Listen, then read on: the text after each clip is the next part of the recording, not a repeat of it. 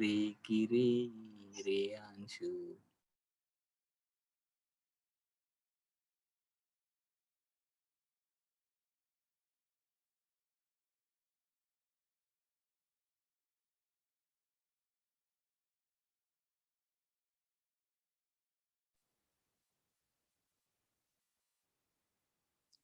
So then we have seen some Java statements. So every Java has some lines of code. So each line has its own meaning. So each line is termed as statement, Java statements. So based on that, we have so many types of statements: null statements, expression statements, control statements. Likewise, we have so many Java statements. So how do you access an variable or method? So in Java, to access any variable or any method, what we are going to do?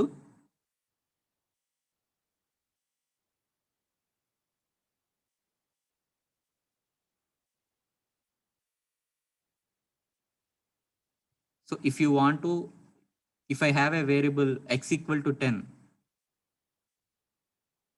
so if you want to access that variable, what you will do? How do you access that variable?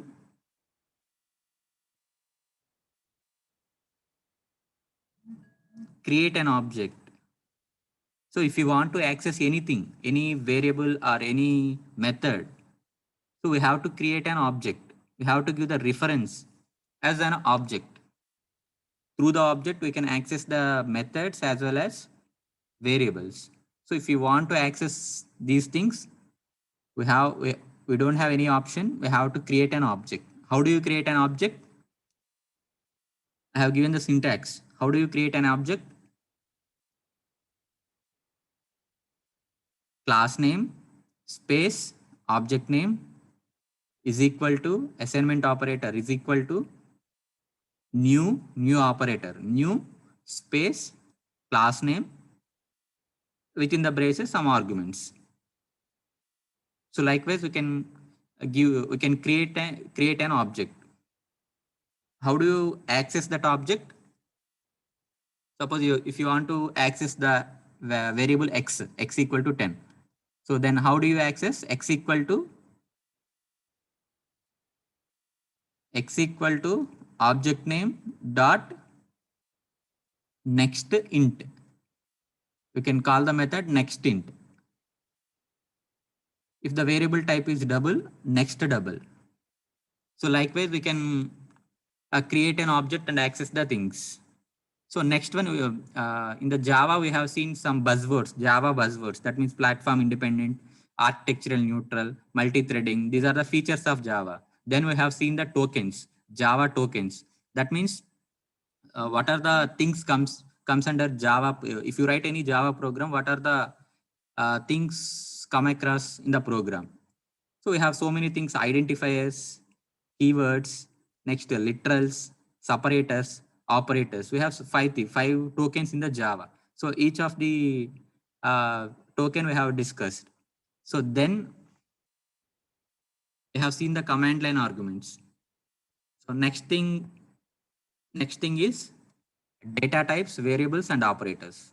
So in Java, so every programming language has its own data types, where variable syntaxes and operators. So maximum each and every program has similar type of syntax, so either C or C++ or Java. So most of the concepts are similar. Whether we see the data types or operators, most of the concepts are similar to the previous programming languages. So first one, we will see the data types, then we go for variables, then we'll discuss the operators. So in Java, so typically Java has two types of data types. First one is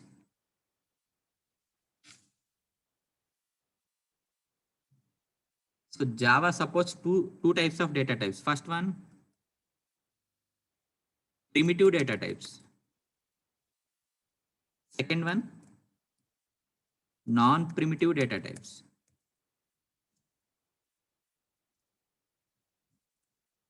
Primitive data types and non-primitive data types. So primitive data types means, so generally we will use the data types for variables, uh, we will use the data types for variables. So that means int a, float b, char s, likewise boolean b. So we will use the data types for variables.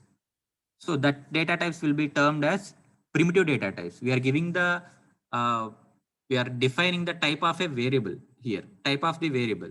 That is primitive data types. Usually will in C programming or C++, we have primitive data types. Int, float, char, double, all these things comes under primitive data types. So while coming to the non-primitive data types, so non-primitive data types means we can have the data type as class name or interface name. We can have the data type as class name, data type as interface name. Here in primitive data types, the data type is meant for only variables. Here the data type is meant for classes as well as interfaces. So we will take class name as its type. For example,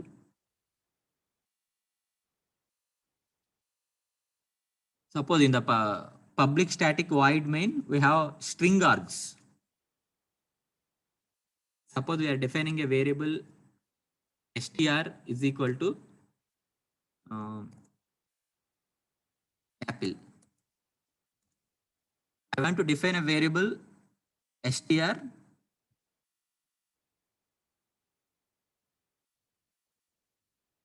I'm defining the value as apple.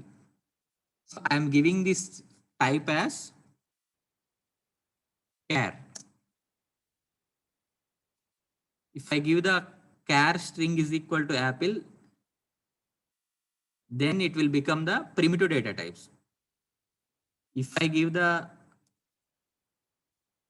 data type as string str is equal to apple, then it will be treated as non-primitive data types. So string is not a data type here. String is not a data type here. So string is not a data type. So Java supports only 8 data types, 8 primitive data types, 1, 2, 3, 4, 5, 6, 7, 8. Java supports only 8 primitive data types. Java supports only 8 primitive data types. So string is not a data type. Here string is not a data type. Capital S, each data type starts with a small letter. Int, int. We don't give a capital int, capital int. So each letter starts with the small letters. But while coming to the non-primitive data types, it's the names of either class or interface. So class name or interface starts with the capital letter, camel case letter. So here string S is capital. That means that is not a data type. That is not a primitive data types. That is non-primitive data type. That is non-primitive data type. That means non-primitive data type means it may be a class name or it may be a interface name. Here string is a class. So Java has a predefined class string. So we are invoking the string here. String str is equal to apple. So this is non-primitive data type. This is primitive data type. So primitive data types are defined for variables. Non-primitive data types are defined for either classes or interface. So these two are the examples. So let us see one by one. So the basic data types are 4 types of data types. All the data types are categorized, primitive data types. All the primitive data types are categorized into 4. First one, integral types. Second one, floating point type. Third one, character type. Fourth one, Boolean type. So we have 4 types of primitive data type. First one, integer data types. So integer data types are again classified into 4 types. First one, byte, short, int, long. Generally, we will use the integer type variables. That means 1, 2, 3, 4, 5, 6, 7, 8, 9. So those numbers are called as integers. So if you want to assign a variable as int, the syntax is int x equal to 10. If you want to give the variable type as byte, we can use the byte space x equal to 10. If you want to give the short space x equal to 10. If you want to give the long int, then long x equal to 10. So likewise, we can give the integral types, byte, short, int, 4. So we have here 4 types. So we have 4 integer data types. We have 4 integer data types. So then floating point types, that means real numbers, 2.3, 54.5. So those real numbers, that real numbers are termed as floating point numbers. We have 2 data types for floating points. First one is float, second one is double. First one is float, second one is double. Next one, character type. So character type data type is only one. We don't have string here. Char only. If you want to define any character by using char data type, you can use. We don't have data type string here. In the primitive data types, we don't have the string data type. So string is a non-primitive data type. String is the name of a class. So here for characters, we have only one data type, that is char. For next one, Boolean type. So Boolean means Boolean. So Boolean means either true or false. Either true or false. So if you have either two options, either true or false, then we will use the data type Boolean. So broadly we have 4, 2, 1, 1, 6, 7, 8. So we have 8 primitive data types. Integer for integer 4, floating point 2, character 1, Boolean 1. So these are the 4 primitive data types supports the Java. అర్థమైందా? ఏమైనా doubts ఉన్నాయా?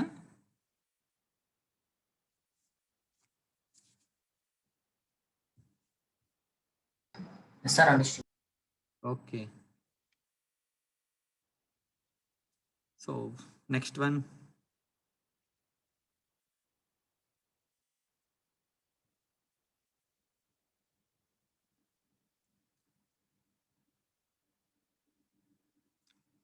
So next one, declaration of variables. How you will declare the variables?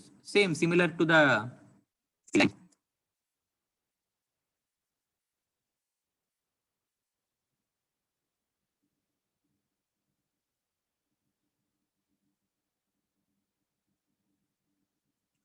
So this is the syntax for declaring a variable. Type space identifier is equal to value. So one example, we'll take one example. Type means data type. Suppose if you give the byte as data type, byte identifier name x is equal to the value 10. If you give the short space x equal to 22. We have long x equal to 34. Int x equal to 004. So likewise, this is the syntax for giving the integer values. Suppose if you want to give the floating values, means float float float y is equal to 2.3 f. So here if you give any floating point, means the representation will be like this, 2.3 f. So the value ends with the small f or capital F. So to differentiate the double value and float value, Java provides these things. Double y is equal to 2.3. Char z is equal to h. So single character we can represent with single quotes. Double characters, that means the string we can represent with double quotes. Single character with single quotes, multiple character with double quotes. For example, Boolean e is equal to true. So likewise, we can define the variables. This is the syntax for each of the data type. So all the data types starts with the small letters. All the data type starts with the small letters. All the primitive data type starts with the small letter. So next one, non-primitive data types. So non-primitive data types means, so these data types are meant for defining the class names as well as interfaces. So we can use the data type as class name or interface name. So this is the syntax for using the class name as data type. Here we are using the class name as data type. Class identifier, object identifier. That means we can take one example. So class identifier. So class identifier means class name. So the class name is here string. Object identifier means object name. And that means variable name. Variable name is str. Colon. So this is the syntax for defining the non-primitive data types. So here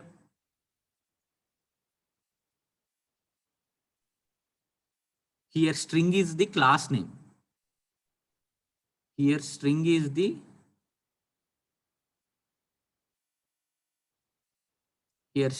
class name. Here we are using the class name as data type. Here we are using the class name as data type. Then it will be named as non-primitive data types. Say either this is class name or a interface name. So then we will treat these data types as non-primitive data types.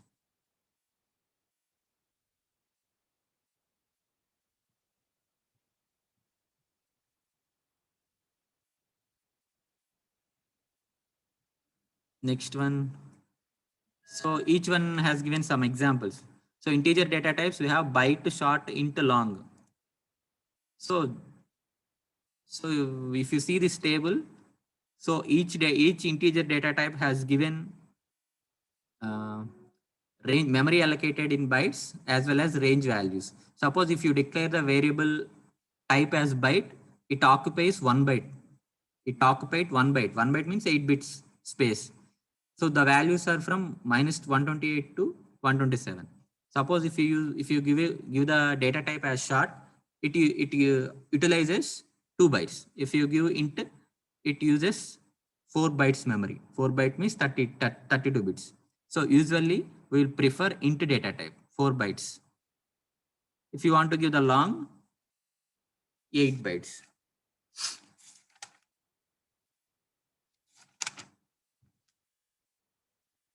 So these range values, sir, -128 to 127, -32,000 to +32, plus 2 million to -2 million to +2 million. Likewise, we have some ranges. So these ranges are calculated based on one formula. So that formula is minus 2 power. So power means I am using the cap symbol. Minus 2 power n minus 1 minus 2 power n minus 1 to plus 2 power plus 2 power n minus 1 minus 1. So this is the formula for calculating these ranges. So if n is the, here n is the number of bytes. Here n is the number of bytes. So if you give the byte value, replace it with 1. Then we will get the -128 to 127. So if the n value is 8, these values will come. So this is the formula for identifying the range values of integer data type.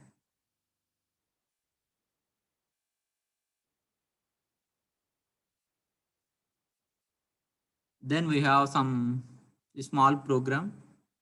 to illustrate the integer data types. So here he has defined the class public static void main. Then he has declared the some variables a, b, c, d, e, f. So ab is given as byte, cd is given as short, ef is given as int, some seconds in year is given as long. So he has used all the available for integer data types. So he is calculating sum e is equal to e plus f. He is displaying the results. So this is a simple program to illustrate the integer data types. So here see the syntaxes, system.out.println. So he is performing b plus a. He is adding the b value and a value and displaying the result. It is concatenated.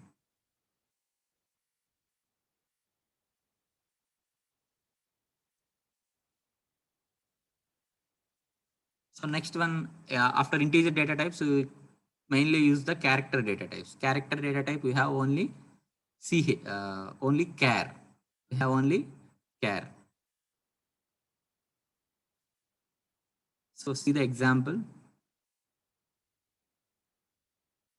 Here he has used the hexadecimal symbol. That means Unicode system.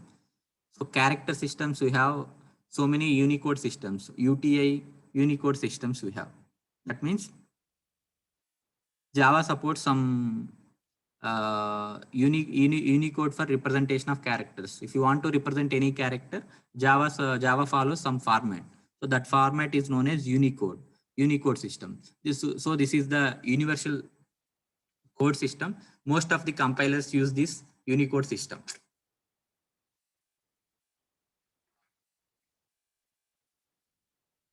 In the Unicode system, the values are ranges from /u00 to /u-fff. That means 0 to 65,535. So the character values are ranges from 0 to 65,535. That means in C language we have some ASCII codes. So for capital A we have 65, small a we have some 46 or something value. So that likewise each character has its own code. So that code we call it as Unicode system. So here we are declaring the character as some 4162. So that means the number associated with that character will be displayed here. CH1. That means 41 means suppose its value is A. A will be displayed here. Suppose character to CH2 62. 62 means P. The P will be displayed here. Here giving the string value also. That means he is using the non-primitive data type, string. String is a non-primitive data type. String is the name of a class. It uses the double quotes. String uses the double quotes. Char uses the single quotes. So he is displaying the content. Next one, floating point numbers. So Java supports two types of floating point numbers. First one is float, second one is double. So float is represented with F. Double is represented with as usual number only. So this is the memory allocation for float as well as double. So float occupies 4 bytes, double occupies 8 bytes. So the range is from 1.4 e power minus 45 to 3.4 e power plus 38. So likewise the ranges vary.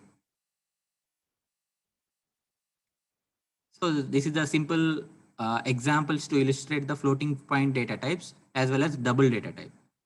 So he has given the taken some variables width and length. Here he has taken the width and length of type float 20.0 f. So each floating point variable is represented with f, either small f or capital F. So why? Because to differentiate the floating point type with the double, so we have to represent it with f. So he has given some variables as double. Diameter has given as double, as well as pi value is given as double. So just simply is displaying the results. So this is then simple example for illustrating the floating point numbers. So next one, Boolean. So Boolean means either true or false. Boolean, here example is Boolean A. He is declaring a variable A as Boolean. That means A is equal to, suppose we have an expression A is equal to X greater than Y. That means it will display the result as either true or false. If the expression is true, then it displays the true. If the expression is false, then it displays the false. True, false. It doesn't display the 0 or 1. So in previous programming languages, we will treat true as 1, false as 0. But in Java, strictly we will follow the true or false. If it is true, it displays the true. If it is false, it displays the false. That is the Boolean data type. So he has given some simple example to illustrate the Boolean data type. He's declared the ABCD as Boolean. A has some expression X greater than Y, B has some expression Y greater than P. So it displays the either A value and B value, either true or false. So the output for this program is A is equal to plus A. That means A value will be displayed. So the A value will be if the true or false. If the expression is true, true will be displayed. If it is false, false will be displayed.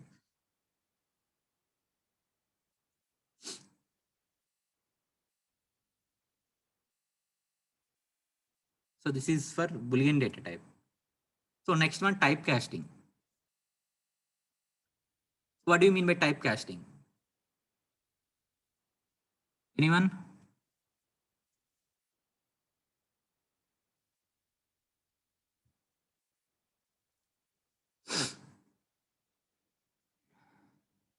So what do you mean by typecasting?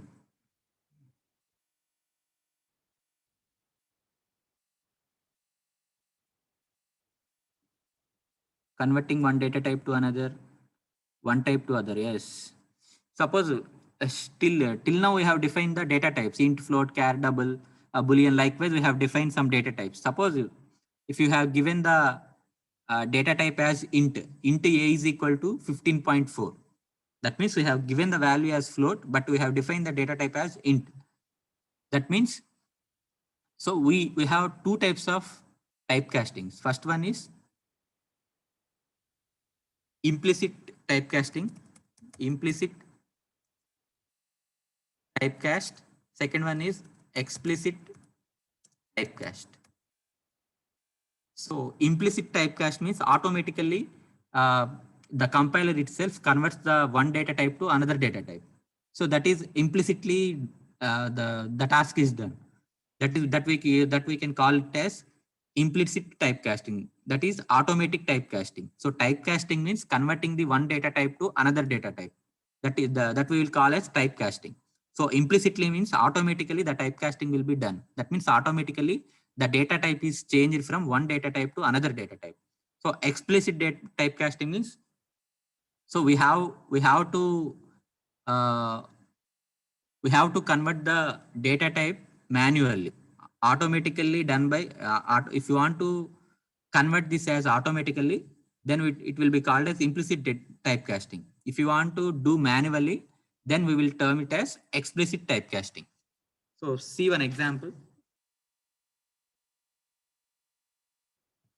Suppose here, see the example. Byte, we have defined the variable as byte, n equal to 8. We have defined the integer value 8 of type byte.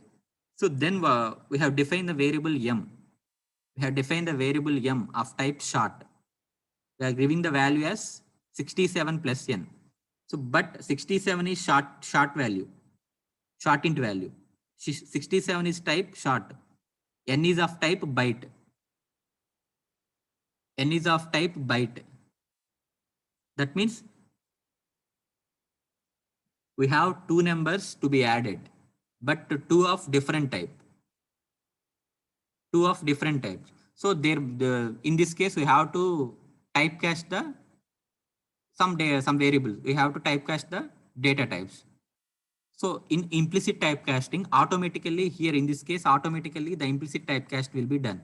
Why? Because so in the assignment operator, this we will call it as right side. This we treat it as left side.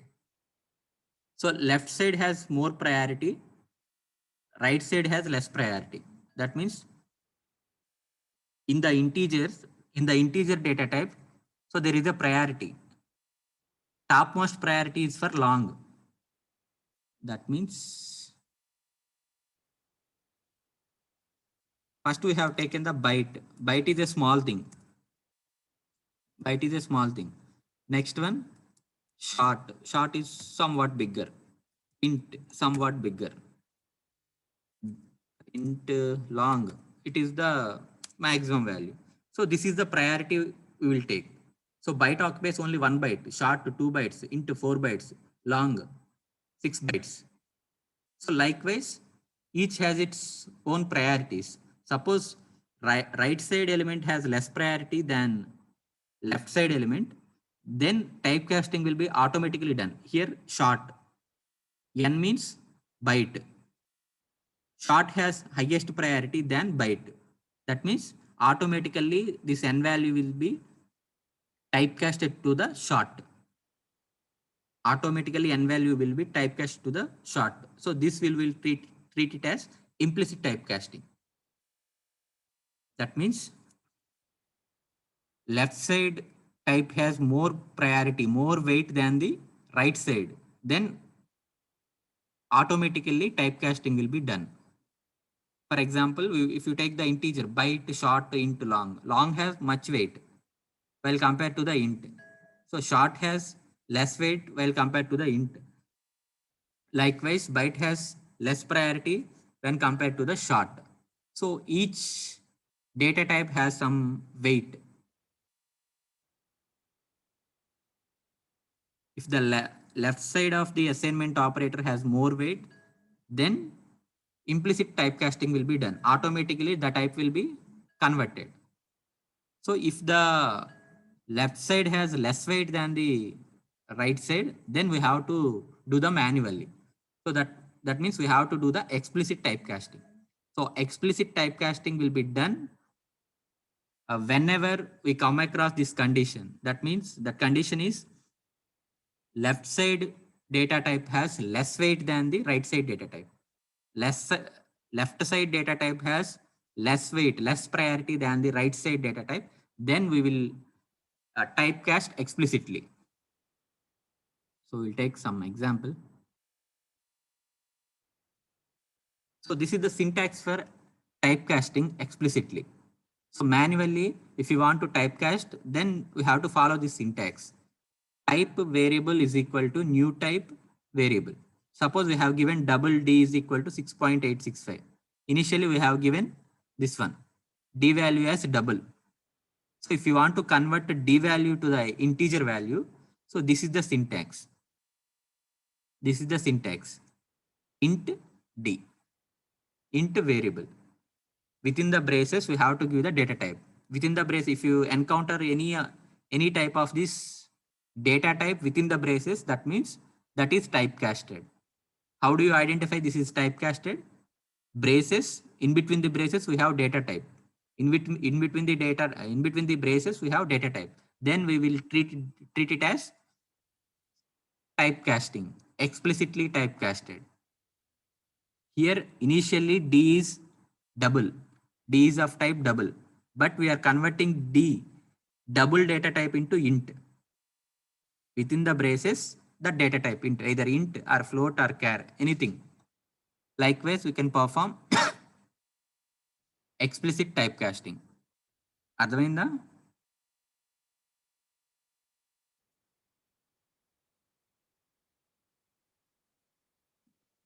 మళ్ళీ చెప్పనా? అర్థమైందా?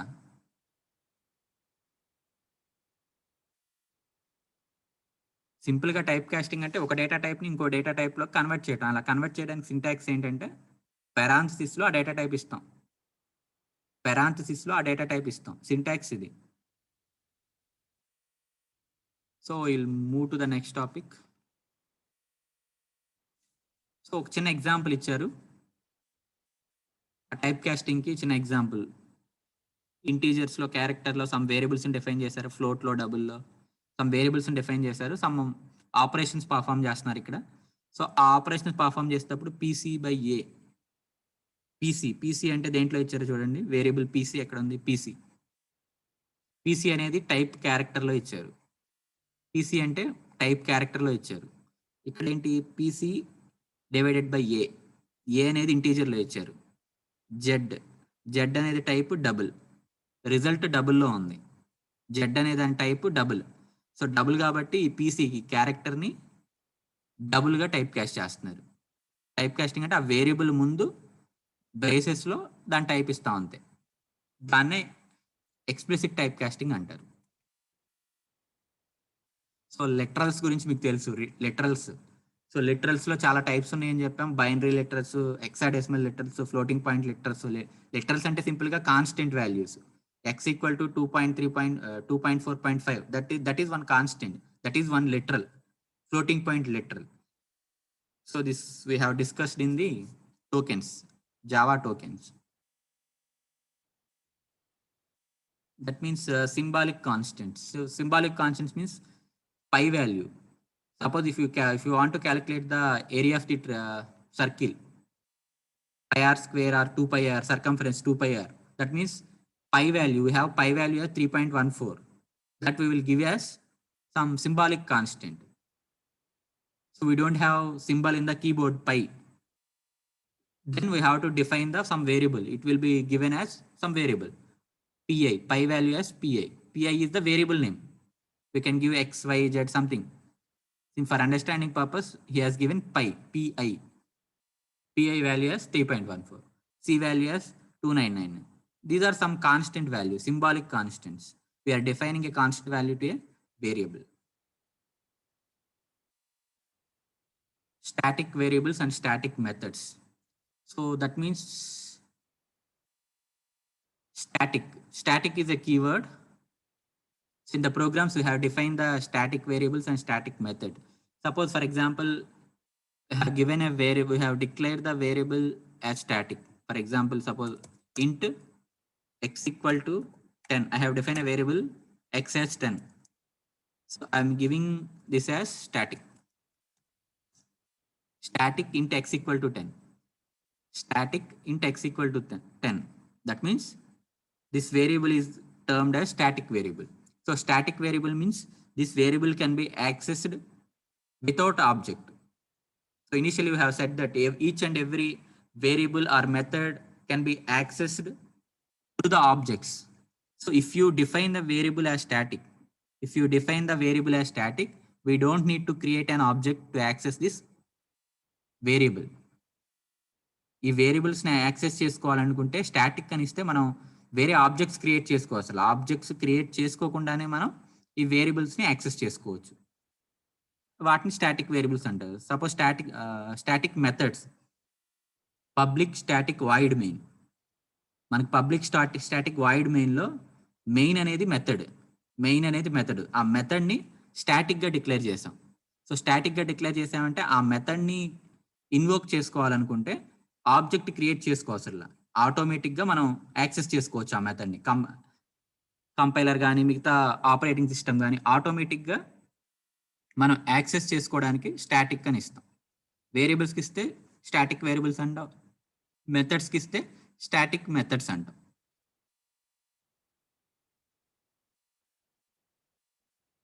So చిన్న example,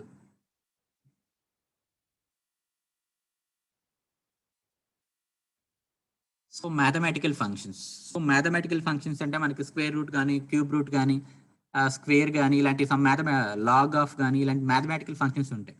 so ఈ mathematical functions అన్నిటికీ మనకి జావాలో pre defined method ఉంటుంది. So ఆ method అన్ని కూడా ఎక్కడ డిఫైన్ చేస్తున్నాయి అంటే java.language, java.lang. సో దీంట్లో డిఫైన్ చేస్తున్నాయి. java.lang.math అనేది ప్యాకేజ్ నేమ్. సో ఈ ప్యాకేజ్లో మ్యాథమెటికల్ ఫంక్షన్స్ అన్నీ ఉంటాయి. ఏదైనా మ్యాథమెటికల్ ఫంక్షన్స్ మీరు యూజ్ చేసుకోవాలనుకుంటే ఈ మెథడ్ని అంటే ఈ ప్యాకేజ్ని ఇంపోర్ట్ చేసుకోవాలి. ఇంపోర్ట్ చేసుకుని మ్యాథమెటికల్ ఫంక్షన్స్ని ఇంప్లిమెంట్ చేసుకోవచ్చు. ఇదిగోండి,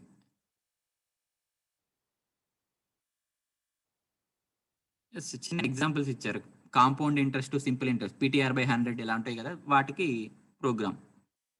టీ వాల్యూ ఆర్ వాల్యూ ఇస్తే అవుట్పుట్ వస్తుంది అలాగా.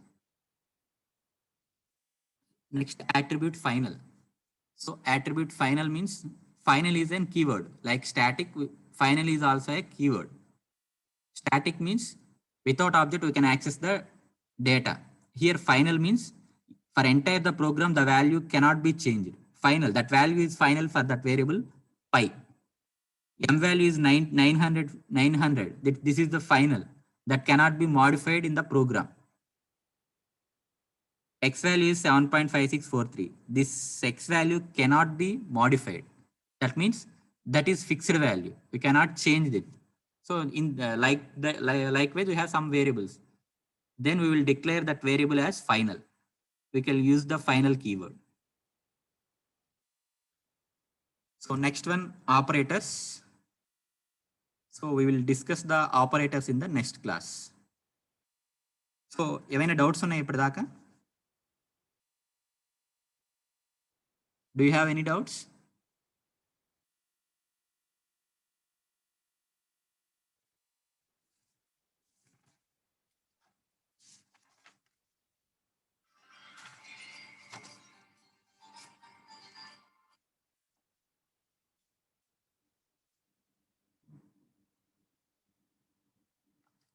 అసైన్మెంట్ స్టార్ట్ చేశారా? అసైన్మెంట్ క్వశ్చన్స్ ఇచ్చాను కదా.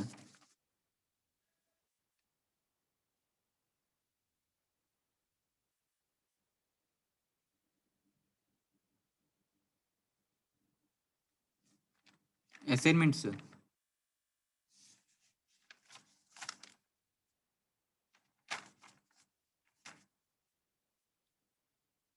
స్టార్ట్ చేశారా?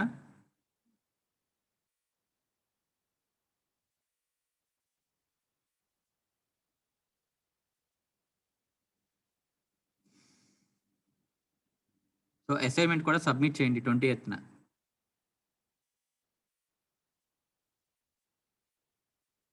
సో అలాగే ల్యాబ్ సైకిల్స్ ప్రోగ్రామ్స్ ఉన్నాయి, ల్యాబ్ ప్రోగ్రామ్స్.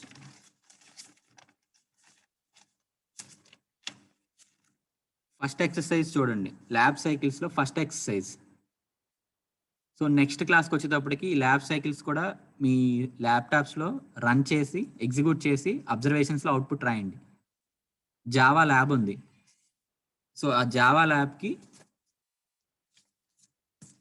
జావా ల్యాబ్లో అబ్జర్వేషన్ పెట్టండి. అబ్జర్వేషన్లో ఈ ప్రోగ్రామ్స్ అన్ని రాయండి. ఫస్ట్ ఎక్సర్సైజ్కి సంబంధించి ఫస్ట్ ఎక్సర్సైజ్లో 3 ఉన్నాయి. ఆ 3 కూడా సింపుల్ స్టెప్స్లోనే వస్తాయి. ప్రిమిటివ్ డేటా టైప్స్ని ప్రింట్ చేయడం కానీ, quadratic ఈక్వేషన్కి roots ax² + bx + c = 0 ఉంటే -b ± (√b² - 4ac/2a) రూట్స్ ఉంటాయి కదా, ఆ రూట్స్ని డిస్ప్లే చేయడానికి ప్రోగ్రామ్. అలాగే సెకండ్ది యావరేజెస్, బైక్ రేసింగ్ గురించి ఏదో ఉంటుంది, దానికి యావరేజెస్ ఫైండ్ అవుట్ చేయడం, x1 + x2 + x3/3 అలా ఫార్ములా వేసి జస్ట్ printf system.out.println స్టేట్మెంట్స్తోనే రాస్తే సరిపోతుంది. సో ఫస్ట్ ఎక్సర్సైజ్ కంప్లీట్ చేసుకోండి. అబ్జర్వేషన్స్లో రాసి అవుట్పుట్ని చెక్ చేసుకుని ఆన్లైన్ కంపైలర్స్లో కానీ మీరు సిస్టమ్స్లో జావా ఇన్స్టాల్ చేసుకుంటే ఆ ప్రోగ్రామ్స్ అన్ని ఎగ్జిక్యూట్ చేసుకుని అవుట్పుట్ అబ్జర్వేషన్స్లో ఉంచండి. అర్థమైందా? ఏమైనా డౌట్స్ ఉంటే దాంట్లో అడగండి.